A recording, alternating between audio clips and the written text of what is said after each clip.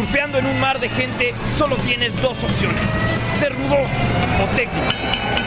Aquí todo se define en 3 segundos. Desde la tercera cuerda, no guardes tu máscara. ¡Sigue luchando!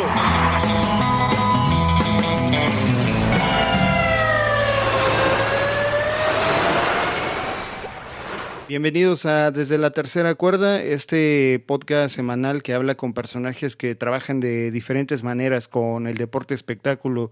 Yo soy Luis Hernández, a.k.a. Perro, y el día de hoy invité a Antonio Nieto. Él es periodista, también es coleccionista y tiene un canal de YouTube llamado Infiltrado. ¿Cómo estás, Antonio? Buenas noches. Hola Luis, ¿cómo estás? Me da mucho gusto saludarte a ti y a toda tu audiencia. Oye, Antonio, la primera pregunta que le hago a la gente que viene a platicar conmigo semana a semana es sobre su acercamiento a la lucha libre.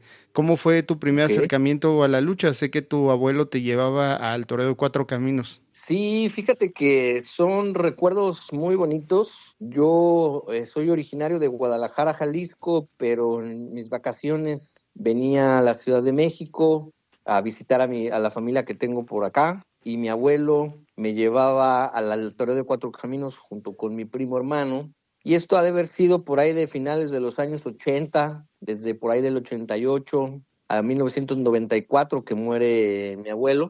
Y bueno, pues este fue el primer acercamiento, pero vaya, lo primordial que yo recuerdo antes que las funciones eran las revistas, porque ahora sí que de la mirada, del ojo, pues nace el amor, ¿no?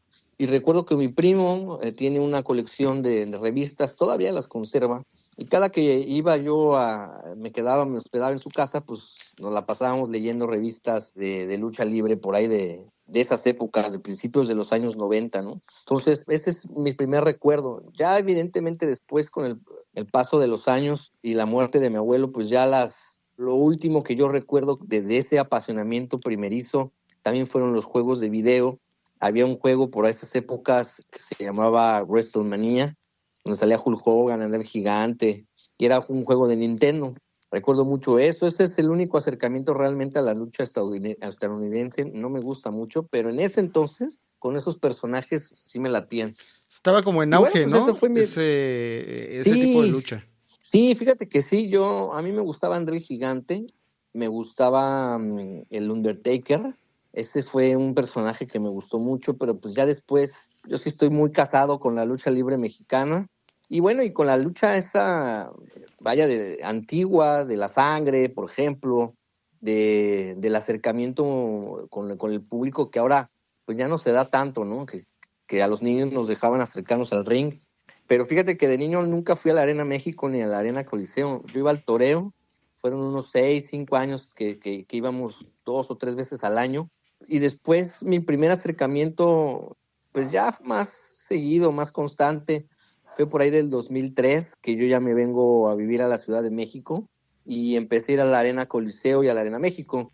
Y pues recuerdo, mis primeros recuerdos de ya, digamos, ya adulto, fue pues ver el debut de Místico, por ejemplo, ver al Dr. Wagner Jr., que era wow, una superestrella en ese entonces, incluso el Shocker, que era un personaje al que yo siempre que lo veía le gritaba, ¿no?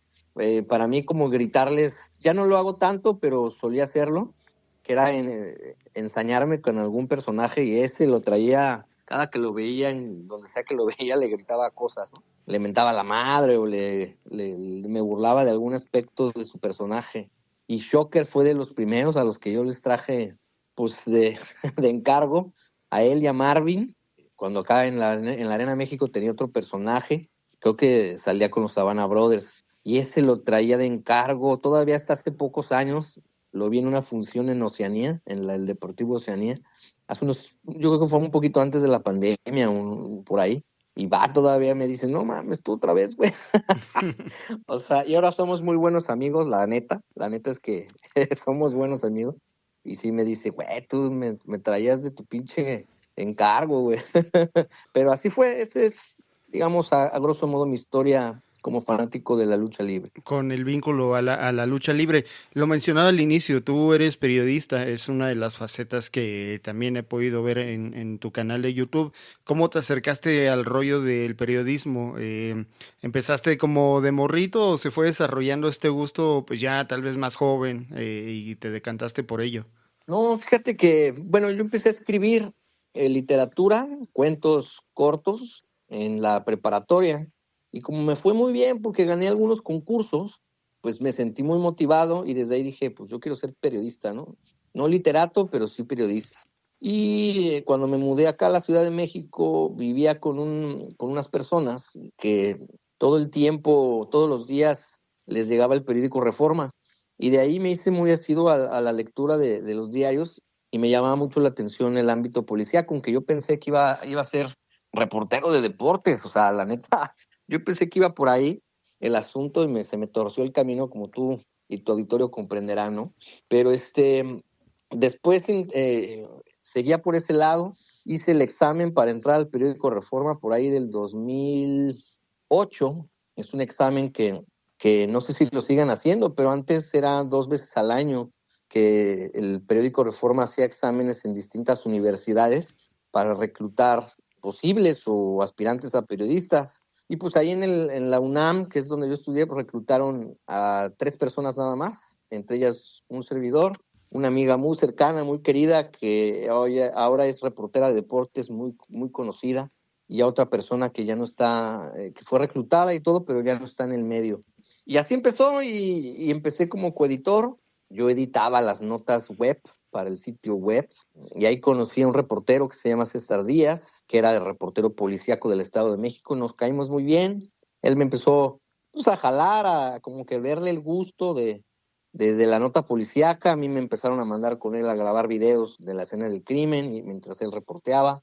Pues de ahí un día, para no hacerte el cuento largo, ya lo he contado incluso en mi canal, Filtrado Oficial, esa historia, en el caso de Vanessa Martínez, una bailarina argentina que desapareció en México en 2008. Este fue mi primer caso que reporté, pero lo hice en mis tiempos libres porque yo no era reportero, sino, como ya dije, pues era editor. Pero tuve la suerte de que, pues, literal, yo le encontrara dónde estaba el cuerpo de esta muchacha, hiciera público y se hiciera un relajo, porque pues estuvo en el anfiteatro del Politécnico, ahí le practicaron los de la Facultad de Medicina con su cuerpo, pues imagínate, ¿no? Una irregularidad total, no la habían identificado y pues la entregaron como persona no identificada, ¿no? Entonces, bueno, ese fue mi primer acercamiento y con eso me gané la oportunidad de tener un puesto como reportero y de ahí, pues a la fecha, pues ya llevo, ¿cuántos años? 17 años. Pero en realidad sí, yo pensaba que iba a ser reportero de deportes. Tuve algunos coqueteos con eso, pero al final de cuentas me decanté por lo de la nota criminal, la seguridad y justicia. Otra de las facetas, digamos, que tiene Antonio Nieto, evidentemente es el coleccionismo y es de la manera que personalmente yo te conocí. ¿Cómo iniciaste ahora en el rollo de coleccionismo vinculado a la lucha libre? Porque pues sé que tú tienes, por ejemplo, las piezas de Cavernario Galindo y tienes otras piezas evidentemente igual de chidas, ¿no? ¿Cómo empezaste a juntar cosas que a ti te parecían importantes? Mira, eso también, pues, yo creo que viene desde mi infancia. Mi señora madre, como no tenía, pues, mucha lana para comprarme juguetes nuevos, me llevaba al tianguis de Santa Tere, allá en Guadalajara, que es un tianguis muy famoso, y había una parte del tianguis que era para la cháchara. Entonces, ahí a principios de los 90, un poquito antes, finales de los 80, me compraba los muñecos de He-Man y los Amos del Universo, que los conservo hasta la fecha y son juguetes de segunda mano. O sea, imagínate, yo soy el segundo dueño y los conservo desde esa época. Entonces, desde ahí, mi mamá también tiene colecciones de cosas que le interesan a ella y yo creo que me lo contagió. Pero, pues, la cosa es que nunca uno tiene dinero, ¿no? Conservas tus juguetes y álbums, por ejemplo, no sé, de los Thundercats, de los Supercampeones, todo lo que sale en los 90, ¿no? Pero de lucha libre, pues las revistas es lo único que podía uno comprar. Y a las máscaras, fíjate que de verdad no tenía yo idea que había un coleccionismo de máscaras originales. ¿Qué es una máscara original? Pues una máscara que es hecha para luchar, una máscara profesional hecha para luchar, ¿no? Independientemente de los materiales independientemente de su costo, de su diseño, pues si está pensada para un luchador que se va a subir a un ring, es una máscara original.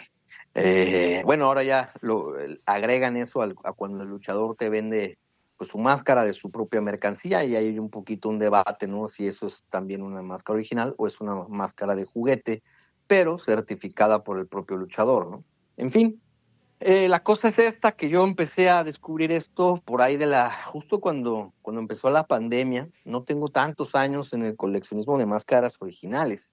Digo, obviamente, insisto yo mucho en esto, las revistas y todo esto de la lucha libre, pues claro, lo sigo conservando desde hace muchos años, pero no en esa época en la que yo iba a las funciones, pues de niño, imposible que me compraran una máscara ni siquiera afuera del toreo, ¿no? Y si me la compraron alguna vez, pues no sobrevivió, pero yo no me acuerdo que eso sucediera. Y ya cuando me vine yo y empecé a ir a las funciones de la Arena México, pues tampoco había mucho dinero ni para las de afuera. Yo creo que a veces hasta para pagar el boleto de la función y los tacos, la cerveza que uno se tomaba ahí, con eso ya te dejaba pelón para 2, 3 días, ¿no?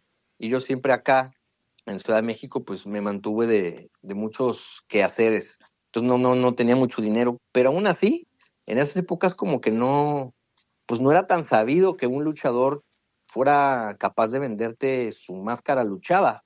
O sea, imagínate en los 90 ahí en el toreo, pues tratar de acercarte a, no sé, a Canek, al Villano Tercero, a Fishman, al Perro Aguayo, pues que te vendieran algo, ¿no? No se daba mucho, ahí era la fotografía, te tomabas la foto con el luchador y a la semana siguiente la recogías con el fotógrafo, ¿no? No sabías que esos tesoros que ellos usan, que se rompen, que se sangran, pues en realidad podías tú tener o podías alcanzar ese tipo de objetos sin ser familiar o, ¿sabes? Que generalmente los luchadores le regalaban esas piezas a periodistas, a sus parejas, amantes, a sus amigos, a los amigos de la borrachera, promotores, pero a fanáticos pues es raro, ¿no? O al menos yo no sabía, aunque ya después me enteré, y aquí a tu auditorio se lo digo, pues desde los años 60 existe coleccionismo, por lo menos desde los años 60 hay coleccionismo de máscaras en México. La revista Box y Lucha hacía trivias y los ganadores de esa trivia a la semana que sigo o 15 días después iban a la redacción de Box y Lucha y les regalaban las máscaras. Algunas, hasta donde yo puedo leer y me he dado cuenta, algunas o la mayoría no eran luchadas, eran máscaras que don Ranulfo López, uno de los primeros mascareros, o Antonio H. Martínez, fabricaban ex profeso para la revista Box y Lucha y ahí las regalaban. Y se ven máscaras pues del Espanto, se ven máscaras de Blue Demon, de Peter James, o sea, infinidad del Espectro 2, ¿no? Máscaras así pues, se las regalaban a los aficionados. Entonces imagínate desde cuándo, ¿no? Hay ese coleccionismo, pero no, yo ni idea. Pero la pandemia, pues yo creo que con el ocio de estar buscando en redes, me encuentro con que hay grupos, hay clubes de coleccionismo de máscaras luchadas y de época, es decir, viejitas, ¿no? Antiguas. Y pues me llamó mucho la atención y yo ya tenía un nivel económico pues más, que ya podía acceder a ese tipo de cosas, ¿no? Entonces fue ese momento en el que me metí de lleno al coleccionismo de máscaras y de equipos. Sí, sí, es importante, bueno, pues esto que nos vas relatando, ¿no? Nos da como un panorama de cuándo inicias más o menos, ¿no? Ya datas por ahí de la pandemia, porque en el año 2023 hubo un evento en el Museo del Estanquillo llamado Cavernario Galindo 100 años de enardecer a México.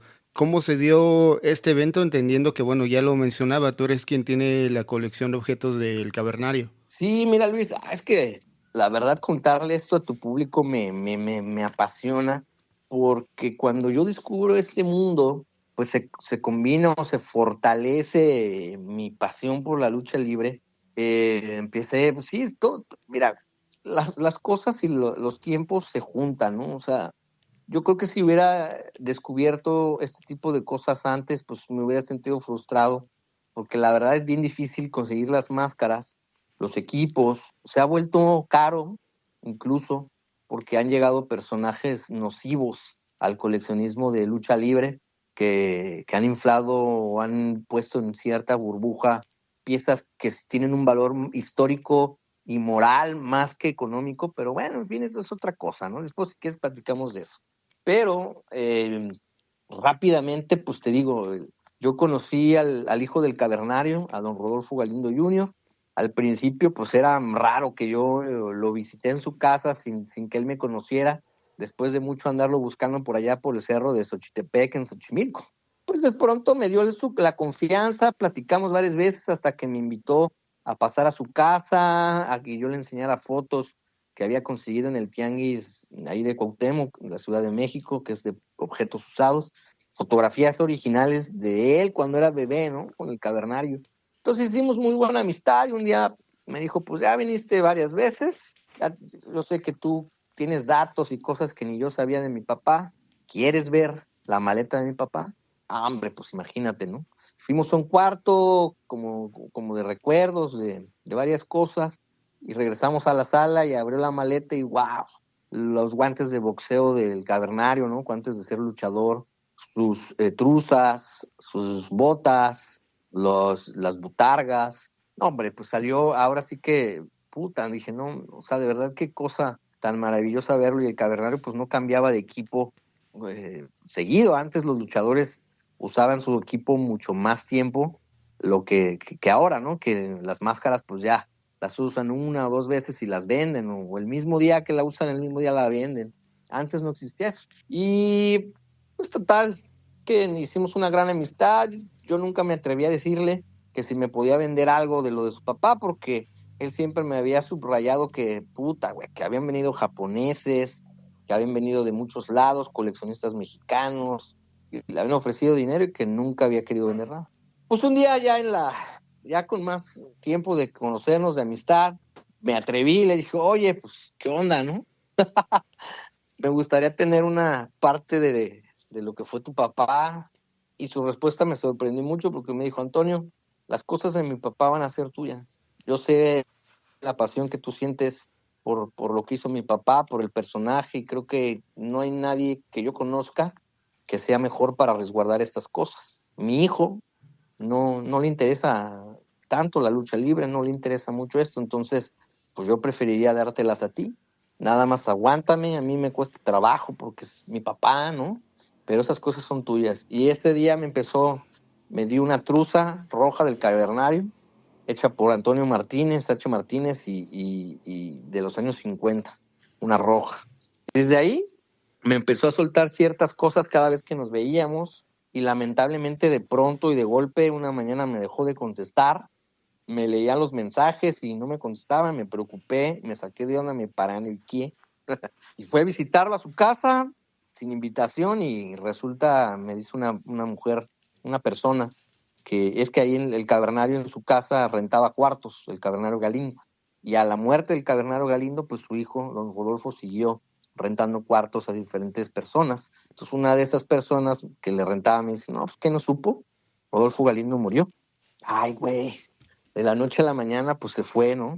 Le dio un infarto y ahí sí se me cayeron los calzones, Luis, porque, güey, puta, yo pensé, ¿qué va a pasar con las cosas que quedan? Van a ir a la basura, no, una bronca, y aparte ahí se estaban peleando diferentes familiares, no, pues ya, yo casi lo di por perdido. Imagínate, ¿no? O sea, la desesperación porque todavía quedaban ciertas cosas muy personales del cavernario y había ahí una disputa que por la casa, que por el coche, que por esto, que por lo otro. Y bueno, después comprendí que los mensajes que yo le enviaba que eran leídos pero no contestados, pues en realidad él ya había fallecido y era su concubina quien los leía, ¿no? Y eso, a la postre, fue lo que hizo que meses después pues, me hablara ella y me dijera, hola Antonio, pues yo soy tal, soy la viuda de Rodolfo, y fíjate que él me dijo que las cosas, si él llegara a faltar, pues te las diera a ti, quiero cumplir esa parte de su palabra, ¿no? No, hombre, no, o sea, esto fue maravilloso, fue increíble. Nos vimos, me dio las cosas del cavernario, no, evidentemente no pagué nada, o sea, no, fue algo moral, algo de amigos, algo que se cumplió el designio de Rodolfo Galindo Jr. Y pues yo recordé que le había prometido que iba a hacer una exposición, porque no había habido en México una exposición del cavernario Galindo. Y mira, En 2023, a unos meses de que falleciera don Rodolfo Galindo Jr., logramos hacer esa exposición, mostrarle a la gente en vivo, por primera vez, los equipos del Cavernario Galindo. Ya habían sido vistos por televisión, porque Rodolfo Galindo había dado entrevistas a Televisa, pero en realidad la gente, la fanaticada, nunca había visto las cosas del Cavernario juntas en persona, ¿no?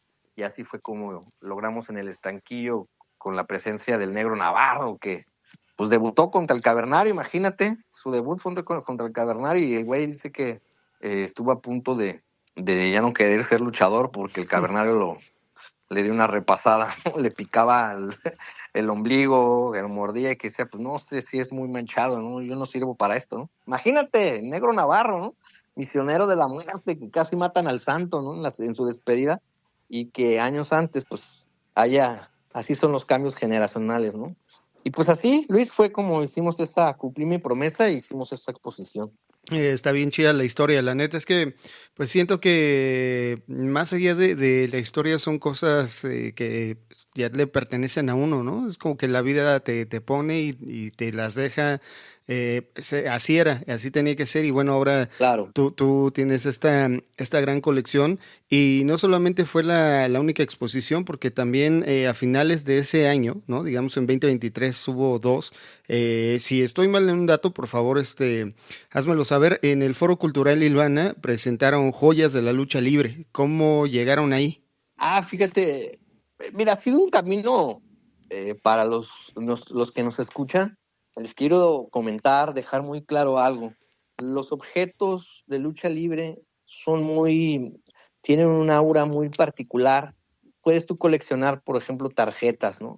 De deportes, de Pokémon, de superhéroes. Puedes coleccionar juguetes, ¿no? Antiguos, nuevos, cerrados, en caja o abiertos, ¿no? Puedes coleccionar miles de cosas que hay, pero difícilmente desde mi punto de vista hay algo que tenga tanta aura como los objetos usados por las personas, ¿no? O sea, por ejemplo, un jersey de algún basquetbolista, unos botines de un futbolista, o en este caso, pues la máscara, ¿no? Que es lo más atrayente del mundo mágico de la lucha libre, ¿no? El misterio, la incógnita, la capucha. Entonces, imagínate, ¿no? O sea, hay gente que nos dejamos llevar porque esas máscaras rotas, esas suelas desgastadas, por ejemplo, las del Cavernario, pues ya habían sido remendadas, sus calzones, sus botas ya habían sido remachadas, o sea, ya estaban dando las últimas, ¿no? Los usó esas botas, que son las que yo expuse, que tengo, son de los años 50, pero son las mismas que usó en su última lucha en 1992. Imagínate, o sea, y así como él, hay máscaras rotas, sangradas, que tienen esa misma trayectoria o esa historia y que se nota. Tú las pones en un dummy y wow, muchas agarran la forma del luchador, de la cara, ¿no? La nariz, por ejemplo, ¿no? Ves los hilos sueltos, las pieles deshidratadas, las máscaras desgarradas, la suciedad, y entiendes que esa era una herramienta de trabajo, pero no una herramienta como un mazo, como un martillo, como un serrucho, como, no sé, una brocha de pintura, sino una herramienta de trabajo que además te da una identidad, que te hace único e inigualable, ¿no? Aunque lastimosamente, pues ya en las últimas décadas ya hay repetición de personajes, pero en teoría, pues en los años 30 a los 60 por lo menos no había muchos repetición de personajes, era muy cuidado eso, ¿no? Entonces, imagínate, Luis, y a tu público se lo repito, esas máscaras en silencio cuando estás ahí en el estudio, viéndolas, tienen una energía bien canija. Y pues por eso no hay nada mejor que no seas tú nada más el que disfrute de esa aura que tienen las máscaras, sino también otros aficionados que son tan apasionados o más que tú, ¿no? Hay algunos que llevan mucho más años que yo, de aficionados, ¿no? Por ejemplo, he tenido colecciones de autógrafos de un señor de los años 70, que en literal, ese sí se esperaba afuera a los luchadores y cazó a todos los luchadores habidos y por ahí, a ver, ¿no? O sea, venían firmas desde Black Shadow, Solitario, Los Espanto, Venían, bueno, nada más el espanto segundo y tercero. Venían Doctor Wagner, el Ángel Blanco, y entiendes la pasión de ese señor, ¿no? Que murió hace no mucho, que dejó esa colección de pósters autografiados, ¿no? De aquellas épocas, y dices, wow, ¿no? Entonces, pues todos esos materiales, pues lo interesante es que los ve otra gente con otros ojos y diga, nada más, está poca madre, ¿no? Ver las máscaras del santo, la capa del huracán Ramírez, la capa del Ángel Blanco, las botas de Dorrell Dixon, pues no, ves las caras de las personas y te llena mucho eso, ves a papás que llevan a sus hijos, no sé, el papá cuarentón, cincuentón, y el hijo veinteañero, y que digan, no, pues yo vi luchar a Fishman, ¿no? Y el hijo, pues, ahora mismo yo vi al Dr. Wagner Jr., no sé, ¿sabes? A Verno, el volador, y esos eran mis ídolos cuando yo era niño, y ese choque generacional que en las exposiciones se ve, pues es padrísimo, porque nosotros, pues sí, generalmente ponemos las máscaras viejitas, ¿no? Pero también llevamos, como fue en mi exposición en la Arena México, pues máscaras más recientes, como del Místico, con su rivalidad con Black Warrior, por ejemplo, ¿no? O las máscaras del Último Guerrero en su rivalidad con el Villano Quinto. Y ves ese choque generacional y la sorpresa de la gente al ver pues, esas piezas tan antiguas y no se la creen, ¿no? O sea, que esa máscara la haya usado Blue Demon. Dice, no manches, ¿no? Porque son máscaras usadas, luchadas. Y eso es lo bonito. Y sí, efectivamente hice esa exposición con Drago González, que es un ex luchador y coleccionista, que fue literal, sí lleva 30 años de coleccionar, y fue de los primeros, o el primer personaje que a mí me metió en el mundo del coleccionismo de máscaras. Bien, entonces, pues sí, esas historias, cada pieza cuenta una, ¿no? Y en ese sentido, quería preguntarte, ¿qué coleccionas más? ¿Qué es lo que tienes más en tu colección que, aunque parece que es reciente, seguro tiene cosas bien chidas? No, pues mira, de lucha libre tengo prácticamente todo lo que se pueda coleccionar. Casi figuras no, porque abarcan mucho espacio. Equipos también tengo pocos, pero son muy sustanciales, por así decirlo. Ya tengo una chaqueta del Copetes Guajardo de los años 70, finales de los años 60, 70. Los equipos de los villanos, por ejemplo, sus chamarras con las panteras rosa en la espalda. Mayas del Santo, por ejemplo. Blue Demon, el equipo, nada más le falta la capa. De la Diabólica del Caribe tengo el equipo completo, que fue una luchadora que a mí me gustaba mucho cuando era niño. Tengo fotografías, muchas fotografías originales de los años 50, incluso de los años 40. Tengo algunas de Tarzán López firmadas por el Tarzán López. Una colección de tarjetas postales que se vendían afuera de la arena en los años 50, que vienen luchadores pues ya olvidados por el tiempo, los Barbones Macías, Rito Romero. No digo que esté olvidado, pero sí han sido relegados pues al paso de las décadas por otros luchadores, ¿no? Tengo, evidentemente, esa colección de autógrafos tiene mucho significado para mí, porque ese señor, no manches, le metió pasión a esa colección de pósters a color, de esos que venían en las revistas de box y lucha. Y ahí ese sí se esperaba, y hay luchadores que decían que era muy difícil que te dieran un autógrafo, como el Ángel Blanco, los Rudos, ¿no? Cavernario Galindo, pues un autógrafo de él es muy raro. Y pues bueno, a final de cuentas eso fue lo que hicimos, pero lo principal pues, son las máscaras. Máscaras tengo del Médico Asesino, de Huracán Ramírez, del Solitario, Santo, Blue Demon, El Cobarde, Fishman, del Matemático, del Vagabundo, de muchos luchadores de los años 60. Tengo incluso una máscara de piel, que es de las primeras que hizo la Casa López, porque ni siquiera Ranulfo López la había hecho, sino el papá de Ranulfo López hizo esa máscara. O si la hizo Ranulfo, tiene una etiqueta que no dice Ranulfo López, sino una etiqueta que hace alusión a la esclava del arte, lo cual pues no sabíamos que existían esas etiquetas hasta hace poco, ¿no? Y pues recientemente, aquí a tu público, pues les presumo, ¿no? Que conseguí la máscara del espanto primero, una joya muy rara, porque fue un luchador que estuvo muy poco tiempo encapuchado, por ahí del 58 al 63, y aparte lo asesinaron en el 67. Entonces imagínate, pues conseguir una máscara de él es prácticamente imposible. En estos ya 6 años que llevo en este mundo de coleccionismo de máscaras, pues solo he visto dos, y una no era luchada, era una máscara comercial de Antonio Martínez de los años 50. Pero esta es luchada, está rota y está autografiada por el Espanto primero. Entonces, no, de verdad es algo peculiar. En la dedicatoria dice que la luchó contra el Santo, en su última lucha enmascarado contra el Santo. Entonces, imagínate, ¿no? Son cosas que incluso me rebasan, Luis, porque pues esas cosas son históricas y para los verdaderos amantes de la lucha libre, pues son que los pueden llegar a ver de cerca una máscara así, que está rota por el Santo Señor.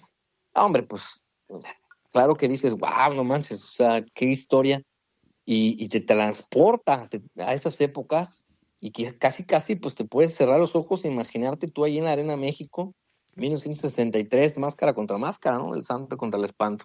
Entonces, pues más o menos de eso va la colección, y yo prefiero, pues no crees que agarro todo y que tengo 1000 cosas y 60,000 más, no, yo agarro poquito pero de calidad. Y generalmente, y eso lo hago mucho hincapié en eso, que las máscaras no valen millones, no son de oro, no son una inversión, simplemente son herramientas de trabajo mágicas, poderosas, históricas, pero que tienen un valor espiritual y moral, histórico, mucho más que monetario, como muchos a últimas fechas le quieren dar. Sí, es importante como, pues eso, mencionar en primera instancia justo parte de lo que has venido resguardando, ¿no? En tu colección y que bueno, pues mucha gente con estas exposiciones que has venido realizando, pues podemos acercarnos de alguna manera a ello y tener estas, pues sí, reminiscencias como totalmente lo cuentas, ¿no? De imaginarte en algún momento No, lejano sí, que no de verdad viviste, que una máquina del tiempo deberías ir a en un alguna de trapo. estas exposiciones. Sí, no, No, no no, he no, no, no, podido, no, ¿eh? no. No he podido, pero Trapo sí, no, ¿eh? pues para mucha gente dice, es un pedazo de tela, pues sí, güey, pero es un trapo, pedazo de tela mágico para niños y que ya nos convertimos en adultos y que seguimos disfrutando el deporte espectáculo, ¿no? Como tal. Diciembre del 2024 empecé a ver en Infiltrado Oficial, tu canal de YouTube que ya comentábamos, entrevistas Ujú. y empezó de una manera contundente, considero yo, con 1000 máscaras. Después vino India Sioux, La Diabólica, Las Irmas, Pantallita Sureña. ¿Cómo decidiste o por qué decidiste como tal, desde mi punto de vista, enfocarte en la lucha libre femenil que considero que no se toca tanto como yo creo que debería de hacerse? Claro. Mira, yo este canal de verdad lo hice para mí, para divertirme. Publico lo que en este momento me gusta, que considero que tengo algo que decir al respecto, que sea entretenimiento.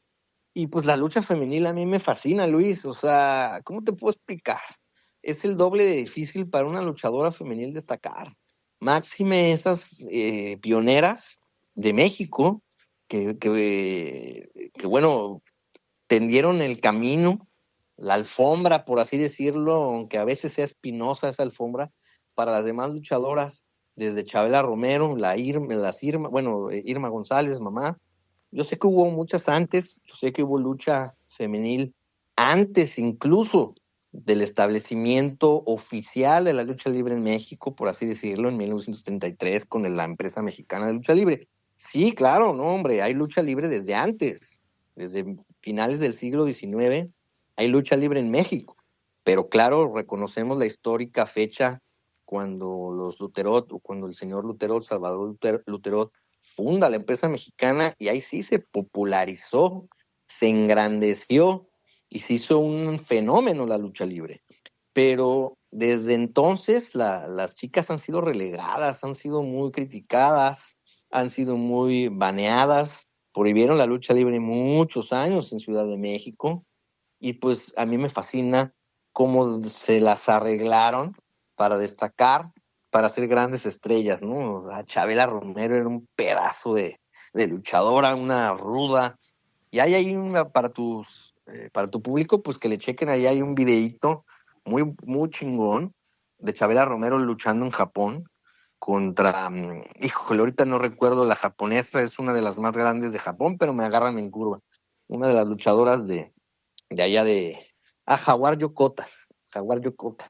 No, hombre, o sea, qué cosa de lucha, qué cosa de personaje era Chabela Romero, cómo enardecía hasta los más insípidos, no, es que bueno, no quiero decir esa palabra, pero hasta los más tranquilos y respetuosos público japoneses aficionados a la lucha libre, ¿no? Pero, hombre, entonces, fíjate, fui a Guadalajara y busqué a Estela Molina, y justo cuando fui para la entrevista, muy buena onda, la señora, híjole, ya estaba afectada por el cáncer, y pues lastimosamente semanas después falleció, pero por eso hago las entrevistas, son mucho más orgánicas que a veces la de los varones, porque los varones traen mucho el personaje, lo ponen por delante y hay mucho, como mil máscaras, ¿no? Que es difícil sacarles pues una anécdota real, una anécdota que no abone al personaje, sino a la persona, cara. Y las mujeres son tremendas, o sea, Pantera Sureña, qué luchadora, cuánto sufrió la Pantera desde su cuestión familiar, la Diabólica, que empezó a luchar porque le pegaban, la buleaban, ¿no? Literal salía de trabajar de una panadería y le pegaban, le robaban sus cosas, ya la traían de encargo. Y pues estas son las grandes estrellas que se ponen una máscara como la Diabólica y wow, tú ves los videos, invito a tu público para que los vea. La Diabólica del Caribe y Marta Villalobos, enfrentando a las firmas, por ejemplo, en la Arena Coliseo.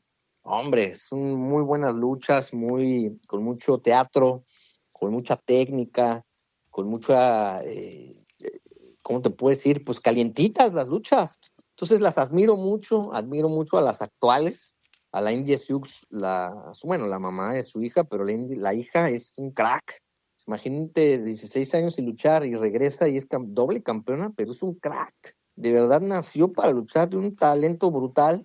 Obviamente Siuxis, Dark Silueta, Princesa Suheit, esta chica Kira, que es muy jovencita. No, hombre, qué luchadorazas, y tienen el doble de mérito desde mi punto de vista, porque tienen que sobreponerse a muchas cosas, al acoso.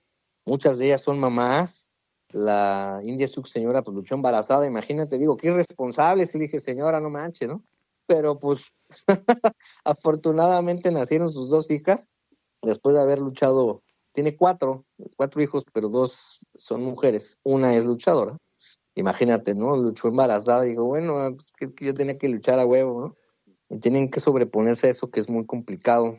Es un trabajo muy duro eso de ser mamá, por ejemplo, ¿no? Y lo dicen en las entrevistas. Sí, no, hay dos cosas ahí que me gustaría mencionar. La primera, pues tal cual lo comentas, empezaste con un personaje muy pesado, ¿no? En el sentido de su categoría como luchador, Claro, pero muy complicado en el sentido de sacar pues una entrevista donde abone a claro. todo lo que ya sabemos de este personaje y bueno, por supuesto, todo lo que has venido Pero le gustó la comentando. entrevista, Luis. Si tú la ves, Ujú. y ojalá la puedan ver tus seguidores, pues el señor está muy a gusto. A mí, si se fijan y son observadores, van a ver que en la entrevista me quieren cortar. Varias veces me dicen, ya córtale, güey. Y el señor no se deja y órale, seguimos. Y me habían dicho que no le enseñara una máscara luchada por él, y las revistas que no, que ni se las enseñara, que se iba a enojar. Y se las enseñé y su reacción es muy diferente, y eso es, creo, lo que le ha gustado a la gente. Sí, sí, invitamos a que vayan a ver esa entrevista ahí con Mil Máscaras. Luego llegó el 19 de septiembre de este 2025, llegas al Consejo Mundial de Lucha Libre en el marco del 92 aniversario, presentando parte de tu colección. ¿Cómo llegas ahí? ¿Cómo te fue en esta? No, hombre, Luis, pues qué te digo, imagínate, ¿no? De hecho, no sé si me estás bromeando, si estoy soñando, si esto no tiene lugar, porque imagínate llevar las piezas a donde pertenecen. Mira, yo conocí al señor Salvador Luterud Lomelí, pues tengo tiempo de conocerlo circunstancialmente, de que estoy en las funciones, lo veo y pues yo lo saludo, ¿no? Él va a decir, pues, ¿quién es este? Otro aficionado más. Pero por X o por Y hemos entablado conversaciones, nos caímos bien, me pasó el teléfono de su secretaria y así hemos estado en comunicación hasta que un día pues me atreví, ¿no? A decirle, oye, señor, pues reciban unos 5 o 10 minutos, quiero plantearle un proyecto, pues, hombre, ¿cómo no, Antonio? Claro que sí. Un personaje, señor Salvador, muy inteligente, muy educado, sabe con quién tratar, pues, cómo tratar, pues, ¿no?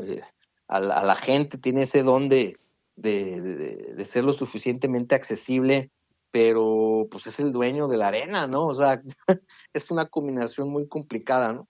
Pero él lo ha sabido hacer, da ese tipo de confianza y sencillez y la inteligencia para escuchar proyectos pues, que pudieran ser interesantes. Y así fue. Tuvimos reuniones, le enseñé algunas piezas, se maravilló de las piezas, dijo, wow, Antonio, pues yo tengo muchos años, era mi papá, señor Salvador Lutero, del Chavo Lutero, vio debutar al Santo, imagínate, ¿no? 1942. Entonces, le mostré el proyecto, le gustó y me dijo, Antonio, pues lo que tú quieras está a disposición el consejo, te apoyamos. Obviamente yo no fue con afán de lucro, no cobré ni le dije, le voy a cobrar a usted porque mis piezas, ¿no? No, absolutamente fue 100% para aficionados y él solito me dijo, ¿quieres hacerlo de este modo? Vamos, tuvimos recorridos por donde iba físicamente a montarse las vitrinas, los equipos. Y pues llegó el 19 de septiembre, un día muy, muy especial, porque es el aniversario, ¿no? de la empresa mexicana de lucha libre. En un día tan especial, pues, wow, o sea, fue el último Guerrero, fue Sanelli, fue la Catalina, fue Solar, la Diabólica del Caribe, su hijo, se llama Rey Diablo, fue también Siuxis, fue la India Sioux señora, la India Sioux doble campeona nacional y mundial de femenil.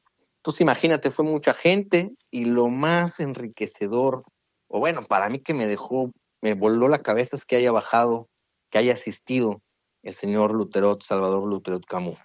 Eso sí fue, se juntaron papá e hijo, ahí también fue el fantasma de la comisión, y estábamos Solar, un luchadorazo, ¿no? Solar, el señor Salvador Luterot Lomelí, el señor Salvador Luterot Camus, un servidor, el fantasma, en la foto, ¿no? Y platiqué con el señor Salvador Luterot Camus y wow, ¿no? Me dijo, pues yo vi debutar al santo, yo traje al cavernario a través de un promotor, me empezó a contar pues los recuerdos más frescos que tenía de esos años, ¿no? Que aún le quedan en la memoria, un señor muy lúcido, wow, impresionante, nunca lo hubiera pensado, no me lo esperaba, nadie me dijo que iba a ir él. Y cuando lo vi dije, no, hombre. Y mi hijo Salvador Luterodo me dijo, ven, Antonio, te presento a mi papá. Újole, pues, ¿qué le dices? No, es de verdad verlo, él tiene 100 años. Ese señor, imagínate, ¿no? Me hubiera gustado platicar con él más tiempo, pero pues ya iba a empezar la función. Y pues llevé piezas que representaran pues, la historia de la lucha libre, ¿no? Desde la más viejita que yo tengo, que es la de piel, hasta la más reciente, que es una del hechicero, en su previo de máscara contra máscara, contra Esfinge, el Valiente y Euforia, ¿no? Entonces tengo esa máscara que se la rompieron y la aventaron a las gradas de la Arena del Coliseo. Muy curioso, ¿no? Y pues ahí puse de Místico, de 100 Caras, de Blue Panther, de Místico, representando, ¿no? Esos 92 años de... Sí, son 92, ¿verdad? No quiero Sí. cajetearla, pero son 92 años, ¿no? Que represente de Fishman contra el Cobarde, ¿no? O sea, esas dos máscaras luchadas, imagínate, ¿no? Del Solitario, que es para mí el más grande luchador de todos los tiempos, o digo, un escalón abajo del Santo y Blue Demon, pero ese es uno de los personajes más importantes, más legendarios, con una historia. Ese sí no lo vimos viejo, murió joven, dejando atrás un personaje maravilloso y unas luchas tremendas, ¿no? ese iba a ser el próximo santo, pero bueno, lastimosamente falleció en 1986. Máscaras de Blue Demon, el equipo del Cavernario, el equipo de Ray Mendoza, imagínate, ¿no? O sea, los villanos, llevé máscaras del villano primero, villano segundo, villano tercero, villano quinto, del único que no tengo es del cuarto. No tengo ninguna luchada de él, pero bueno, esperemos que pronto caiga una.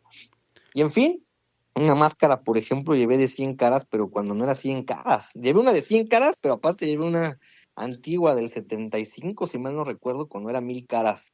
Esa la llevé en sustitución a 1000 máscaras, porque en exclusiva, te digo, aquí no me dieron permiso de exhibir ninguna máscara del 1000 máscaras. Sí, suponía yo que había algunas restricciones. Evidentemente, luchadores que se hayan desfilado por la empresa mexicana de lucha libre y Consejo Mundial.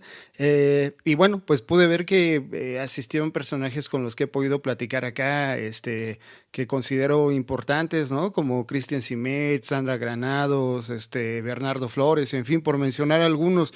Y recientemente participaste en la UNAM con un conversatorio charla llamado Desmitificando la lucha libre, gladiadores de papel, mitos, textos y contextos de la lucha libre mexicana, una mirada desde las fuentes documentales. Nuevamente trabajando con el rollo de la lucha libre en otro contexto, digamos, tal vez alejado de la misma arena, ¿no? Sino en un ámbito académico. ¿Me puedes hacer un resumen de esa participación?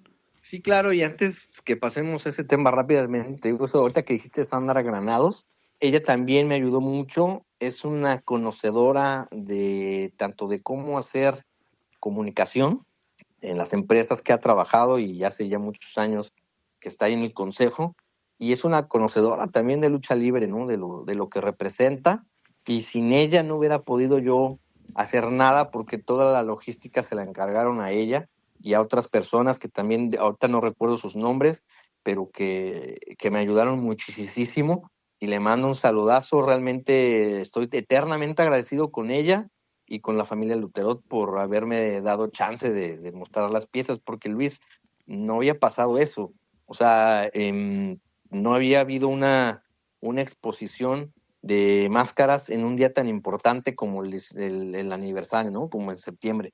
Entonces, vaya, 100% agradecido. Y sí, se hizo ese conversatorio con Christian Simen, que es un gran amigo y vaya, pues él es el coleccionista número uno, ¿no? Al menos de México. Es y será el número uno. Él empezó, imagínate, pues en los años 80 empezó él a coleccionar máscaras, ¿no? Entonces, también agradecido siempre con él, porque siempre me ha dado un consejo o ha participado en los eventos que ha hecho y es de los pocos coleccionistas con los que se puede, digamos, dialogar y hacer cosas juntos, porque en realidad lo que a veces en el coleccionismo, no solo de máscaras, lo que persiste es mucho la envidia, ¿no? Poner el pie, ¿no? Afortunadamente él no es el caso. Y sí, estuvimos ahí en el conservatorio. Bueno, Bernardo Flores, otro gran amigo, un gran artista, tiene mucho talento y pues ahora sí que no puedes ver una ilustración de lucha libre sin casi que no sea de él, ¿no? Pero bueno, sí, hicimos ese conservatorio y mi postura, mi emoción, pues fue desmitificar al santo, ¿no? ¡Wow! Un personajazo. El santo, pues mi tesis es que no, pues no es lo que tú crees, lo que la mayoría pensábamos, ¿no? El santo era un personaje que era, pues se creó para, no para agradar al público, no para ser el héroe de la película, no para ser el intocable o el que si tú te le acercabas y tocabas la máscara te concedía milagros, ¿no? No, el santo era un maldito, era salvaje, era, era rudo y justamente ese juego que la palabra santo iba a ser ese cortocircuito de la palabra santo que iba a hacer en el público católico de los años 40, 50, pues imagínate, ¿no? Cada que terminaba una caída donde había hecho gala de sus marrullerías y de sus salvajadas, pues iba a hincar en el córner, ¿no? Se iba a hincar y a rezar o a hacer como que rezaba, imagínate cómo enardecía a esa fanaticada hipercatólica. Entonces, eso pues después de investigar en la hemeroteca, de ver las opiniones, las crónicas de esos años, pues te dan un rostro del santo muy diferente al que conocemos de las películas y de los niños y de que lo cargaban en hombros, ¿no? No, pues el santo duró 21 años de rudo, la mitad de su carrera, ¿no? O sea, un poco más de la mitad de su carrera. Fue rudo, fue odiado y al mismo tiempo amado, ¿no? Entonces eso me gustó mucho, hacer esa pequeña aportación pues a la memoria histórica de la lucha libre, agarrándome de un personaje tan conocido y tan popular como el Santo. Pues ahí está parte de este trabajo que has venido desarrollando conforme pasa el tiempo. ¿Qué significa la lucha libre para ti, Antonio? Pues para mí es la mitad y un porcentaje más de mi vida. Siempre he estado cerca de ella de una u otra forma, siempre como fanático. Yo no soy ni experto, no soy ni luchador, no soy ni personaje, no soy ni comunicador de lucha libre, no soy nada de eso, ni historiador, ni sociólogo de lucha libre, nada, ni analista. Soy un fanático más, y a donde sea que en las arenas la gente que se me acerque, que me pide una foto, que quiere platicar conmigo, siempre les digo, yo soy un fan igual que tú. Simplemente a ti te gusta un personaje, mi otro, tú coleccionas esto, yo colecciono esto, y es lo único que nos diferencia, pero en realidad soy un fanático más, y ojalá la lucha libre tenga muchos años de vida, a pesar de que acá en México pues la AAA, yo nunca he sido partidario de AAA, lo debo confesar, que cuando hubo una desbandada en los 90, dejé de ver la lucha libre literal en la televisión mucho, mucho tiempo, ¿no? No podía soportar ese cambio de la Arena México a verlos en otras plazas con otro tipo de rings y otro tipo de dinámicas. Ya no me gustaba, ¿no? Y ahora, pues con la venta de AAA y con pues cada día es más popular el wrestling, como que está viviendo un auge similar al de los principios de los 90 con Hulk Hogan. Pues ojalá la gente sepa diferenciar lo que es la lucha libre y el wrestling, y si te gusta una de las dos o las dos, perfecto, pero que la lucha libre como tal siga existiendo, ¿no? Siga habiendo llaveo, que siga habiendo respeto por los personajes, por la incógnita. No me gusta mucho que a veces en sus Facebook los luchadores se pongan su apellido, su nombre, ¿no? Como que dices, no, pues cómo, ¿no? Yo entiendo que algunos tienen sus historias, sus del background, ¿no? De que ya perdieron la máscara, o que por X o por Y se retiraron y se desenmascararon y otra vez regresaron, o que el personaje le pertenece a una empresa. Desmadre, ¿no? Pero bueno, ojalá. Hasta el momento creo que la lucha libre ahorita está viviendo una época pues de taquillera, ¿no? En la Arena México y en la Arena Coliseo, la Arena Coliseo de Occidente, la Arena de Puebla. ¡Wow! ¡Qué entradones! He ido a todas, salvo a la de Puebla, y qué entradones hay en todas, cada fin de semana, cada martes, increíble. Y pues yo que me tocó ver la Arena México en los 2000, imagínate, principios, cuando iba el Hijo del Santo, Blue Demon, Canek, iban los Dinamita, ¿no? Pues a veces no se veían tan grandes entradas, ¿no? Como ahora, que no cabe un alma. Ahí está lleno, sí está lleno no está lleno, hay un porcentaje de extranjeros. Qué bueno, o sea, en realidad le han inyectado dinero pues al espectáculo, y ahí cada día se ha visto reflejado esa inversión, pues en la seguridad, en los baños, en las luces, en las pantallas, ¿no? Que por lo menos hace 20, 25 años, pues no, era diferente. Iban a decir, no, es que la lucha libre ya no es un deporte popular, ya es un deporte. Pues no es cierto, porque siempre ha habido gente que se queda afuera por no tener dinero. Siempre ha habido en las primeras filas políticos, actores, siempre ha habido, ¿cómo se puede decir? Gente influyente, gente de dinero en las primeras filas. No, eso no es una mentira, ¿no? Simplemente que ahora vivimos el tema de la globalización desde hace unos 20 años, y evidentemente que todo se globaliza, ¿no? El fútbol, no veíamos tantos extranjeros en cada equipo, ¿no? Y ahora son un chingo de extranjeros. Lo mismo pasa en la lucha libre, el público se hace más variado, más diverso, y eso creo que no le ha afectado a la lucha, le ha beneficiado. Ya si afuera del consejo, por ejemplo, en la lucha en los independientes, pues caen en muchos juegos, en muchas cosas que no son, o que sí, cierto, los luchadores se sienten influencers, pues ya es un espejo de nuestra realidad y de nuestro contexto social y tecnológico y en el que vivimos. No tienen la culpa la lucha libre, ¿no? De que eso pase, de que, puta, es que ahora vuelan mucho. Pues sí, porque la gente quiere ver eso, quiere filmarlos y ponerlos en su Instagram y repetir mil y mil y mil y mil veces ese vuelo, lo cual, pues, qué hueva, güey, pues mejor vea la lucha, velo y ya, ¿no? Que se te quede en tu memoria. Pero pues no podemos deshacernos o desenredarnos del contexto, Luis, en el que nos tocó vivir. Y eso es lo que nos tocó vivir. Y si la lucha libre ahorita se hace mucho para los highlights, pues así es en todo, ¿eh? En todos los deportes, así es en la vida cotidiana, todo el mundo se graba para hacer todo, ¿no? Todo el mundo tiene sus podcasts, todo el mundo, y está bien, o sea, así es. A mí siempre me sigue gustando ver el llaveo, me sigue gustando ver sangre, que ha ido como decayendo un poco eso, pero las veces que me ha tocado verlo recientemente en el 19 de septiembre pasado, pues en la lucha estelar donde el Místico se enfrentó a este gringo, que hubo muchísima sangre, pues dije, wow, no, regresó la sangre a la lucha libre, increíble, que así siga en las luchas de puestas, maravillosamente. Entonces, pues como verás, Luis, contestando a tu pregunta, pues eso es para mí la lucha libre, prácticamente es la mitad de mi vida. ¿Y qué viene para ya finales del 2025, inicios del 2026? Pues yo espero que seguir yendo a las funciones, tener salud para ir a las funciones y sí, quisiera empezar a maquinar algún proyecto más grande.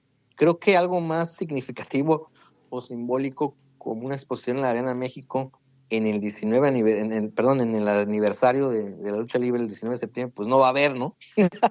No va a haber más que esto, pero sí algún proyecto que genere más acceso al público, ¿no? Porque no hubo mucho acceso, porque, digamos, los que accesaban a mi exposición no siempre traían boletos para la función y eso en términos de logística fue complicado, ¿no?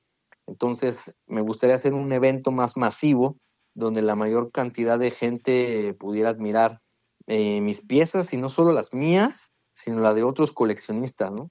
Incluyendo a Christian Simir, incluyendo a Drago, incluyendo a Emilio, que hay muchos coleccionistas que tienen piezas, juntarnos y tratar de hacer algo masivo, ¿no? Que sea lo más masivo, o en un evento que dé un poquito más de proyección a la lucha libre, pues para que las nuevas generaciones, Luis, o sea, esto se hace también, no nada más para, o sea, que no crean que es como para presumir, ay, güey, yo tengo máscara. No, a mí lo que más me importa es que los nuevos fanáticos de la lucha, esos que van a ver, no sé, al Soberano Junior, o que les gusta el wrestling también, y que ven a Penta Cero Miedo, ¿no? Que sepan que hubo antes, o sea, que la lucha libre no nació con YouTube ni con el celular, ¿no? Que hubo personajes que se ganaron a pulso ese mote de leyenda, ¿no? Es el Solitario, Fishman, el Murciélago Velázquez, Cavernario, ¿no? Que se ganaron en el ring esas leyendas que se cuentan de ellos, y que la lucha libre siempre ha tenido un espacio muy importante en el país, cultural y social, y que si tenemos la oportunidad de decirle a la gente, mira, está chingón, te gusta mucho, bueno, ya para los de mi generación místico, ¿no? Pero para los de las nuevas generaciones que digan, no, Máscara Dorada, por ejemplo, wow, ¿no?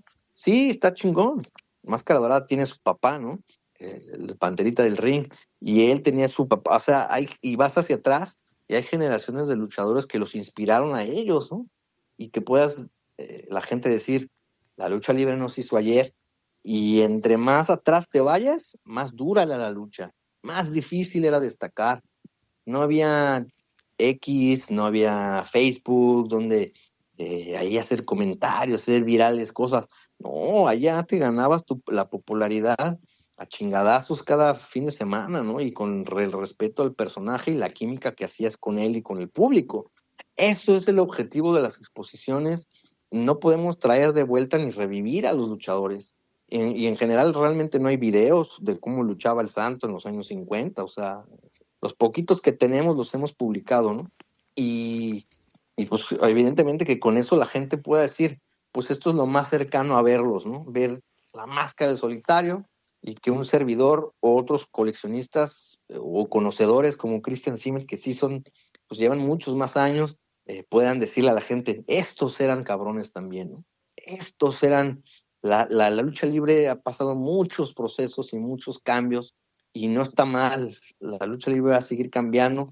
A algunos les gustarán pues más el llaveo que los vuelos, a otros les gustarán más la sangre que ahora las piruetas, pero sigue siendo lucha libre, nos sigue encantando, emocionando, enardeciendo, seguimos gritando, sigue siendo un desfogue, un teatro, un circo, y sigue siendo un objeto de estudio, incluso psicosocial, ¿no? Y cultural del mexicano.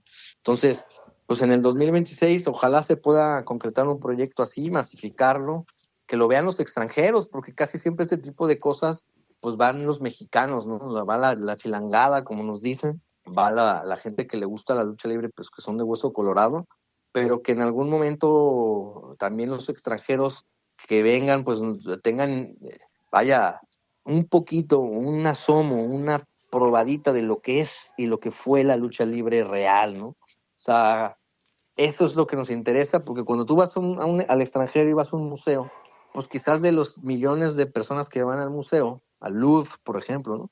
Pues alguno que otro le interesará, otro nomás irá a tomarse fotos, otro nomás irá, bueno, para ver a la Mona Lisa, ¿no? Pero debe haber de esos millones, 3, 5, 100, que les cambie su perspectiva, ¿no? De lo que es las piezas de ese museo. Lo mismo con la lucha libre. Que el que vaya y que diga, la pinche lucha libre es un show nomás, ¿no? Es una payasada, sea mexicano o extranjero, sobre todo los extranjeros que vienen pensando que es como el wrestling, ¿no? Que vienen con esa mentalidad de, no mames. Y que cuando, me encantaría que antes de la función que van a ver, pudieran ver 20 minutos, ¿no? Un poquito de la historia de la lucha libre, las luchas encarnizadas, la sangre, lo que sufrieron esos pinches luchadores, lo que es duro, lo duro que es ser luchador y luchadora, para que ya lleguen a la función y digan, ay, bueno, mames, pues estos güeyes sí se dan con todo, sí se lesionan, sí sufren, sí representan un personaje que para muchos significa algo. Y con eso estaremos nosotros poniendo nuestro granito de arena para, y no es educar, ojo, ojo, ojo, no es que yo o los demás coleccionistas eduquemos al público. No, eso se educa a cada uno en su casa, ¿no? En su forma de ver la vida. Pero si tú como que guardián, por así decirlo, de esos tesoros, de esas joyas, pues te las quedas en tu casa nada más para verlas tú, pues no tiene ningún sentido. Y si con el hecho de ser objetivo, poner la pieza y explicar más o menos quién es ese personaje en el que la usaba y cómo era la lucha, aunque yo no la haya presenciado, pero lo que nos hemos documentado, lo que nos gusta y hemos leído revistas, crónicas, ¿no? Hemos platicado con los luchadores. Si podemos transmitir esa pasión de lo que era la lucha libre, pues qué padre, ¿no? Para 2, 3 o 5, 10 aficionados, o hacer uno de esos extranjeros un verdadero aficionado y no nada más el que vino de Estados Unidos o de Inglaterra a ver una función y, bueno, tontón, ya me voy al antro y va. Como suele pasar, Luis, o sea, van y casi en la penúltima ya se salen porque van al antro, ¿no? Pero quizás uno o dos de ellos, o un aficionado mexicano, pero que, la pinche lucha, pero cuando vea que, ay, güey, había un personaje, el Murciélago Velázquez, ¿no? Había el Charro Aguayo, que su personaje era como revolucionario, ¿no? De la época de la revolución en México, pues que digan, wow, y que esos güeyes, ¿qué onda, no? ¿A poco sí es cierto que de un patadón le tumbaron un ojo a Merced Gómez, ¿no? El Murciélago Velázquez. O sea, ese tipo de leyendas, el tabernario que se comió una serpiente, y que con eso se hagan una idea de todo lo que significa la lucha libre en cuanto a la magia, y hacemos un aficionado más de hueso colorado, pues con eso está más que suficiente y ese será nuestro objetivo en 2026.